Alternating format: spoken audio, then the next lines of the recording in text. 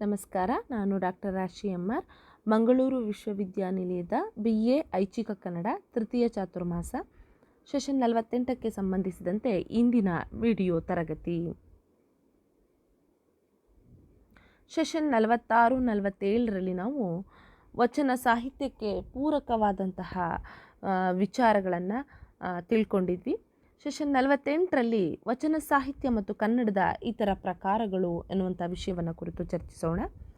ಈ ವಚನ ಸಾಹಿತ್ಯ ಅನ್ನುವಂತಹದ್ದು ಸಾಹಿತ್ಯದ ಇತರ ಪ್ರಕಾರಗಳ ಮೇಲೆ ತನ್ನ ಪ್ರಭಾವವನ್ನು ಹೇಗೆ ಬೀರಿದೆ, ಆ ಒಂದು ಪ್ರಭಾವಕ್ಕೆ ಒಳಗಾದಂತಹ ಕವಿಗಳು ಯಾವ್ಯಾವ ಕೃತಿಗಳನ್ನು ರಚನೆ ಮಾಡಿದ್ದಾರೆ ಅನ್ನುವಂಥದ್ದನ್ನು ಇಂದಿನ ತರಗತಿಯಲ್ಲಿ ತಿಳಿದುಕೊಳ್ಳೋಣ.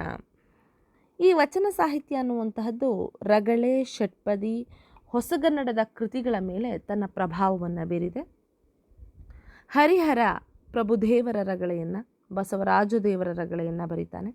ರಾಘವಾಂಕ ಹರಿಶ್ಚಂದ್ರ ಕಾವ್ಯ, ಸಿದ್ದರಾಮಚರಿತೆ, ವೀರೇಶ ಚರಿತೆಯನ್ನು ಬರೀತಾನೆ.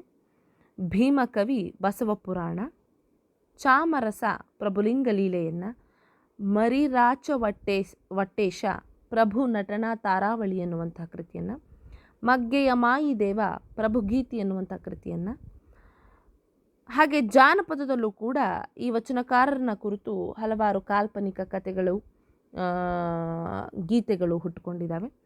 ಪ್ರಭುದೇವ ಕೋಲುಪದ, ಬಸವಯ್ಯ, ಹಾಗೆ ಪ್ರಭುದೇವನನ್ನು ಕುರಿತ ಬಯಲಾಟಗಳು ಅಸ್ತಿತ್ವದಲ್ಲಿರೋದನ್ನು ನಾವು ಕಾಣಬಹುದಾಗಿದೆ. ಇನ್ನು ಹೊಸಗನ್ನಡದ ಕೃತಿಗಳಲ್ಲಿ ಕುವೆಂಪುರವರ ಜಲಗಾರ ನಾಟಕ, ಶೂದ್ರ ತಪಸ್ವಿ.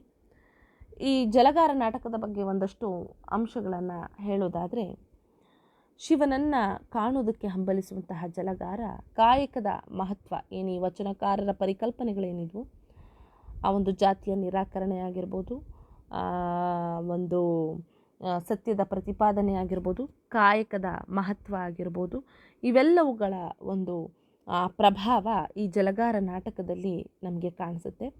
ಆ ವಚನಕಾರರ ಕಾಯಕದ ಮಹತ್ವದ ಪರಿಕಲ್ಪನೆ ಜಲಗಾರನ ಕಾಯಕದಲ್ಲಿ ನಾವು ಗುರುತಿಸ್ಬೋದಾಗಿದೆ.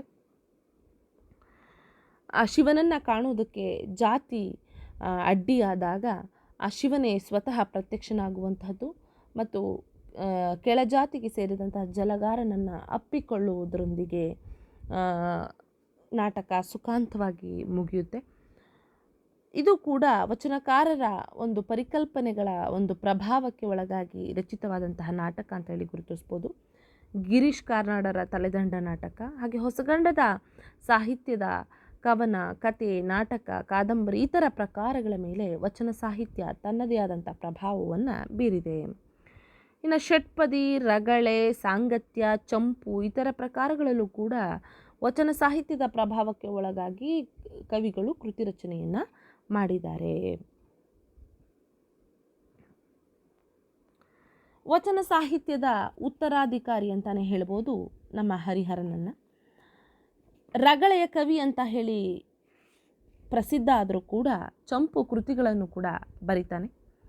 ಈ ರಗಳೆಗಳು ಬಹಳ ಮುಖ್ಯವಾಗಿ ಶಿವಶರಣರ ಜೀವನದ ಒಂದು ಚರಿತ್ರೆಯನ್ನು, ಮಹಿಮೆಯನ್ನು ಕಟ್ಟಿಕೊಡೋದಕ್ಕೆ ಆತನಿಗೆ ಪ್ರಧಾನವಾದಂತಹ ಛಂದಸ್ಸಾಗಿ ಈ ರಗಳೆ ಸಹಾಯಕ ಆಗತ್ತೆ. ತನ್ನ ಕೃತಿಗಳ ಮೂಲಕ ಶರಣ ತತ್ವದ ಪ್ರತಿಪಾದನೆಯನ್ನು ಆತ ಮಾಡಿದ್ದಾನೆ. ಈ ವಚನ ಸಾಹಿತ್ಯ ಮುಗಿದು ಹೋದ ಮೇಲೆ ಅದರ ಸಾಂಸ್ಕೃತಿಕ ಚಳುವಳಿಗೆ ಉತ್ತರಾಧಿಕಾರಿಯಾಗಿ ಕಾಣಿಸ್ಕೊಂಡಂತಹ ಹರಿಹರ ವೀರಶೈವದ ಸ್ಥಾವರ ರೂಪಿ ಸಾಂಸ್ಥೀಕರಣಕ್ಕೆ ದುಡಿತಾನೆ. ಸಾಮಾಜಿಕ ವರ್ತುಲದ ಅನೇಕ ನಿರ್ಲಕ್ಷಿತರನ್ನು ಕಾವ್ಯ ಜಗತ್ತಿನ ನಾಯಕರನ್ನಾಗಿ ಮಾಡ್ತಾನೆ. ರಾಜಪ್ರಭುತ್ವ, ಜಾತಿ ಪ್ರಭುತ್ವದ ಧಿಕ್ಕಾರ, ತಳಮೂಲದ ಪಾತ್ರಗಳು ಹರಿಹರನ ಕಾವ್ಯದಲ್ಲಿ ನಾಯಕರಾಗ್ತಾರೆ.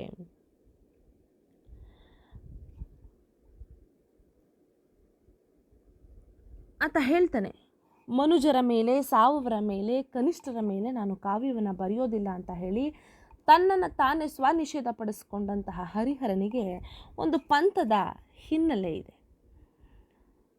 ಆತ ರಾಜಪ್ರಭುತ್ವದ ಜಾಗದಲ್ಲಿ ಭಕ್ತ ಮತ್ತು ದೈವ ಪ್ರಭುತ್ವವನ್ನು ಕಟ್ತಾನೆ.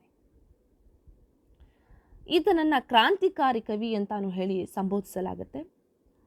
ಈ ಶರಣ ಚಳುವಳಿಯ ಉತ್ತರಾಧಿಕಾರಿಯಾದ ಈ ಹರಿಹರ ಆ ಚಳುವಳಿಯ ತತ್ವಗಳನ್ನು ಶರಣಚರಿತೆಗಳಾಗಿ ಕಟ್ಟಿಕೊಡುವಲ್ಲಿ ತೊಡಗಿಕೊಂಡಂತಹ ಮಹಾಚೇತನ ಅನ್ಬೋದು. ಇಲ್ಲಿ ಆತನಲ್ಲಿ ಸಾಮಾಜಿಕ ಮತ್ತು ಧಾರ್ಮಿಕವಾದಂತಹ ಸ್ಥಾಪಿತ ಕುರುಹುಗಳನ್ನು ಆತ ಒಡೆದು ಹಾಕೋದನ್ನು ನಾವು ಗಮನಿಸಬಹುದಾಗಿದೆ. ಕೇವಲ ಆತ ಭಕ್ತ ಕವಿಯಲ್ಲ, ಆ ಭಕ್ತಿಯ ಕುರಿತಂತೆ ಅವನಿಗೆ ಖಚಿತವಾದಂಥ ಒಂದು ತಾತ್ವಿಕತೆ ಇದೆ. ಶಿವಭಕ್ತರು, ಶಿವನ ಕತೆ, ಶೈವನೆಲೆ ಇತ್ಯಾದಿಗಳನ್ನು ಹೇಳ್ತಾ ಬಂದಂತಹ ಹರಿಹರನ ಬಳಿಗೆ ವೈಷ್ಣವ ಕಥನ ಜಗತ್ತೊಂದು ತನ್ನೊಳಗೆ ಪ್ರವೇಶ ಮಾಡದ ಹಾಗೆ ತಡೆಗೋಡೆಯನ್ನು ಇಟ್ಕೊಂಡಿದ್ದಾನೆ. ಈತ ರಾಜಾಶ್ರಯದ ಕವಿ, ದೈವ ಪ್ರಭುತ್ವವನ್ನು ಒಪ್ಪಿಕೊಂಡು ಧರ್ಮಾಶ್ರಯ ಕವಿ ಎರಡೂ ಕೂಡ ಆಗಿದಂಥವನು. ಬಹುಪ್ರಕಾರದಲ್ಲಿ ಕೃತಿ ರಚನೆಯನ್ನು ಮಾಡಿ ರಗಳೆಯ ಕವಿ ಅಂತಾನೆ ಖ್ಯಾತಿ ಪಡ್ಕೊಂಡ. ಬಹಳ ಮುಖ್ಯವಾಗಿ ರಳಕುಳ ಕ್ಷಳಭೇದದ ನಿರ್ಲಕ್ಷ್ಯದ ಹೊಸ ಸಂಪ್ರದಾಯಕ್ಕೆ ನಾಂದಿಯನ್ನು ಹಾಡಿದ. ಈತನ ರಗಳೆಗಳಿಗೆ ಒಂದು ಸಾಂಸ್ಕೃತಿಕವಾದಂತಹ ಮಹತ್ವವೂ ಕೂಡ ಇದೆ. ಇಲ್ಲಿ ಆತ ಶಿವಶರಣರ ಒಂದು ಜೀವನವನ್ನು, ಅವರ ಭಕ್ತಿಯನ್ನು, ಅವರ ಮಹಿಮೆಯನ್ನು ಸಾರೋದಕ್ಕೆ ಅಂತಾನೆ ಆತ ಕೃತಿ ರಚನೆಯನ್ನು ಮಾಡ್ತಾನೆ. ಹಾಗಾಗಿ ಅವನು ಮನುಜರ ಮೇಲೆ, ಸಾವುವರ ಮೇಲೆ ನಾನು ಕೃತಿ ರಚನೆಯನ್ನು ಮಾಡೋದಿಲ್ಲ ಅಂತ ಹೇಳ್ತಾನೆ. ತಳ ಸಮುದಾಯದ ಒಂದು ಪಾತ್ರಗಳು ಅಂದರೆ ಸಮಾಜದ ಸಾಮಾನ್ಯ ವಲಯದ ಅಂದರೆ ಕೇಂದ್ರ ಸ್ಥಾನಕ್ಕೆ ಬರದೇ ಇರುವಂತಹದ್ದು, ಆ ನಿರ್ಲಕ್ಷಿತರಾದಂಥವರು, ಅಂಥವರನ್ನು ಕಾವ್ಯ ಜಗತ್ತಿಗೆ ಪರಿಚಯವನ್ನು ಮಾಡಿಸ್ತಾನೆ. ಅಂಥವರು ಹರಿಹರನಲ್ಲಿ ಕಾವ್ಯದ ನಾಯಕರಾಗುವಂತಹದ್ದು. ಅಂದರೆ ಜಾತಿ ಎನ್ನುವ ಕುರುಹನ್ನು ಮೀರಿ ಯೋಚಿಸಿದಂಥ ಶಕ್ತಿಯನ್ನು ಪಡ್ಕೊಂಡಂಥವನು ನಮ್ಮ ಹರಿಹರ. ಅಂದರೆ ಎಲ್ಲ ಒಂದು ನಿಟ್ಟಿನಲ್ಲಿ ನೋಡೋದಾದರೆ ಬಹಳಷ್ಟು ಹೊಸತನಗಳನ್ನು ಹರಿಹರ ನಮಗೆ ತನ್ನ ಕೃತಿಗಳ ಮೂಲಕ ಮಾಡಿಕೊಡ್ತಾನೆ. ಈ ಪರಂಪರೆಯನ್ನು ಮುಂದುವರಿಸ್ಕೊಂಡು ಬಂದವನ ಹಾಗೆ ಈತನ ಸೋದರಳಿಯ ಅಂತ ಹೇಳುವಂತಹ ರಾಘವಾಂಕ ಷಟ್ಪದಿಯ ಬ್ರಹ್ಮ ಅಂತಾನೆ ಖ್ಯಾತಿ ಪಡೆದಂಥವನು. ಅವನು ಕೂಡ ಈ ಒಂದು ಮಾರ್ಗವನ್ನು ಮುಂದುವರಿಸ್ತಾ ಹೋಗ್ತಾನೆ. ಮನುಜರ ಮೇಲೆ, ಸಾವವರ ಮೇಲೆ, ಕನಿಷ್ಠರ ಮೇಲೆ ಕಾವ್ಯವನ್ನು ಬರೆದು ಕೆಡಬಾರದು ಅನ್ನುವಂತಹ ಮಾತಿನಲ್ಲಿ ಹರಿಹರನ ಅಷ್ಟೇ ವಿಶ್ವಾಸ ರಾಘವಾಂಕನಿಗೂ ಕೂಡ ಇತ್ತು ಅಂತಾನೆ ಹೇಳ್ಬೋದು. ಹಾಗಾಗಿ ಅದನ್ನು ಮುಂದುವರಿಸ್ತಾ ಬರ್ತಾನೆ. ಈ ವಚನಕಾರರ ಮುಖ್ಯ ಪರಿಕಲ್ಪನೆಗಳೇನಿದ್ವು, ಸತ್ಯ, ಜಾತಿಯ ನಿರಾಕರಣೆ, ಈ ಥರದವುಗಳೆಲ್ಲ ಏನಿದ್ವು, ಇದು ಅದರ ಪ್ರಭಾವಕ್ಕೆ ಒಳಗಾಗಿ ರಾಘವಾಂಕನು ಕೂಡ ಕೃತಿ ರಚನೆಯನ್ನು ಮಾಡ್ತಾನೆ. ಅದರಲ್ಲಿ ಹರಿಶ್ಚಂದ್ರ ಕಾವ್ಯ ಆಗಿರ್ಬೋದು, ಸೋಮನಾಥ ಚಾರಿತ್ರ, ಸಿದ್ಧರಾಮ ಚಾರಿತ್ರ, ವೀರೇಶ ಚರಿತ್ರೆಗಳು ಕೂಡ ಆಗಿರ್ಬೋದು. ಇಲ್ಲಿ ಹರಿಶ್ಚಂದ್ರ ಕಾವ್ಯದ ಒಳಗಡೆ ಆತ ಸತ್ಯವನ್ನು, ಅಂದರೆ ಇಲ್ಲಿ ವಚನಕಾರರ ಮೂಲ ಪರಿಕಲ್ಪನೆಗಳಲ್ಲಿ ಒಂದಾದಂತಹದ್ದು ಸತ್ಯ.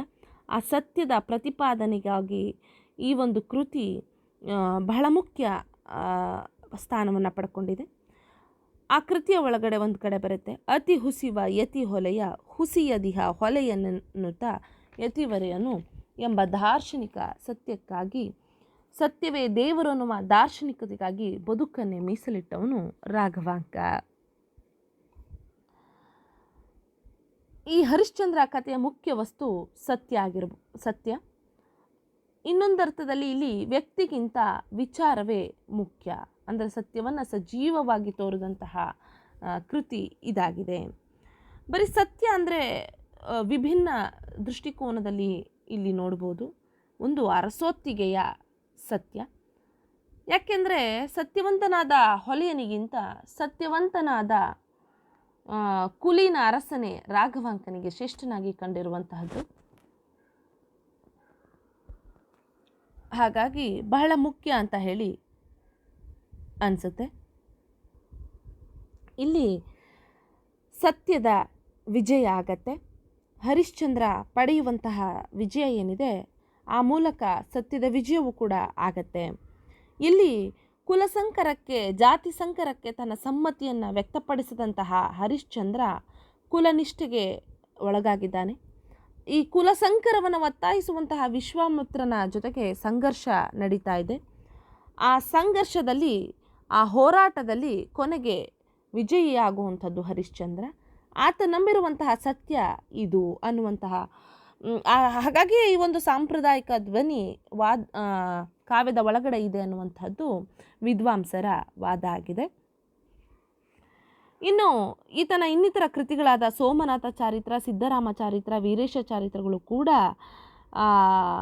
ಮತೀಯ ಕಾವ್ಯಗಳೇ ಆಗಿವೆ. ರಾಘವಾಂಕನ ಎರಡನೆಯ ದೀರ್ಘಕೃತಿ ಸಿದ್ಧರಾಮ ಚಾರಿತ್ರ ವಚನಕಾರರಲ್ಲಿ ಪ್ರಮುಖನಾದಂತಹ ಸಿದ್ಧರಾಮನ ಕಥೆಯನ್ನು ಪುರಾಣ ರೂಪವಾಗಿ ಷಟ್ಪದಿಯಲ್ಲಿ ಹೆಣೆದಂತಹ ಕಾವ್ಯ ಆಗಿದೆ. ಇನ್ನು ವೀರೇಶ ಚರಿತೆ ವೀರಭದ್ರನಿಂದಾಗುವ ದಕ್ಷಬ್ರಹ್ಮನ ಸಂಹಾರದ ಕಥೆಯನ್ನು ಒಳಗೊಂಡಿದೆ. ಈ ಹಳೆಗನ್ನಡದಿಂದ ಅಂದರೆ ಆಧುನಿಕದವರೆಗೂ ಕೂಡ ಅಂದರೆ ಈ ಪ್ರಕಾರಗಳು, ಸಾಹಿತ್ಯ ಪ್ರಕಾರಗಳು ಏನು ಬಳಕೆ ಆದವು, ಈಗ ಚಂಪು ಆಗಿರ್ಬೋದು, ಷಟ್ಪದಿ, ರಗಳೆ, ಈ ಥರದ ಪ್ರಕಾರಗಳಲ್ಲಿ ಹಾಗೂ ಹೊಸಗನ್ನಡದ ನಾಟಕ, ಕತೆ, ಕಾದಂಬರಿ ಇತ್ಯಾದಿಗಳಲ್ಲಿ ಈ ವಚನ ಸಾಹಿತ್ಯದ ಉಂಟು ಮಾಡಿದಂತಹ ಪ್ರಭಾವ ಆಳವಾದಂತಹದ್ದು. ಈ ಸೆಷನ್ಗೆ ಸಂಬಂಧಿಸಿದಂತೆ ಬಹು ಆಯ್ಕೆಯ ಪ್ರಶ್ನೆಗಳು. ಪ್ರಶ್ನೆ 1, ವಚನ ಸಾಹಿತ್ಯದ ಉತ್ತರಾಧಿಕಾರಿ ಯಾರು? ಸರಿಯಾದ ಉತ್ತರ ಹರಿಹರ. ಪ್ರಶ್ನೆ 2, ವಚನಕಾರರ ಸತ್ಯದ ಪರಿಕಲ್ಪನೆಯನ್ನು ಪ್ರತಿಪಾದಿಸಿದ ರಾಘವಾಂಕನ ಕೃತಿ ಯಾವುದು?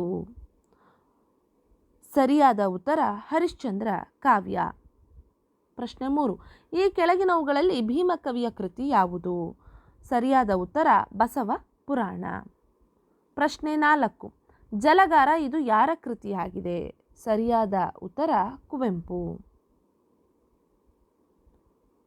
ಪ್ರಶ್ನೆ 5, ಮನುಜರ ಮೇಲೆ, ಸಾವವರ ಮೇಲೆ, ಕನಿಷ್ಠರ ಮೇಲೆ ಕಾವ್ಯ ಬರೆಯದ ಕವಿ ಯಾರು? ಸರಿಯಾದ ಉತ್ತರ ಹರಿಹರ. ಈ ಒಂದು ಪರಂಪರೆಯನ್ನು ಮುಂದುವರಿಸಿಕೊಂಡು ಬರುವಂತಹದ್ದು ರಾಘವಾಂಕ ಕೂಡ. ಬಹಳ ಮುಖ್ಯವಾಗಿ ಹೊಸಗನ್ನಡದಲ್ಲಿ ಬೆರಳಿಗೆ ಕೊರಳು ಅನ್ನುವಂತಹ ನಾಟಕವನ್ನು ಕೂಡ ಈ ಒಂದು ವಚನ ಸಾಹಿತ್ಯದ ಒಂದು ಪ್ರಭಾವದ ಹಿನ್ನೆಲೆಯಲ್ಲಿ ನಾವು ಚರ್ಚಿಸಬಹುದಾಗಿದೆ. ಧನ್ಯವಾದಗಳು.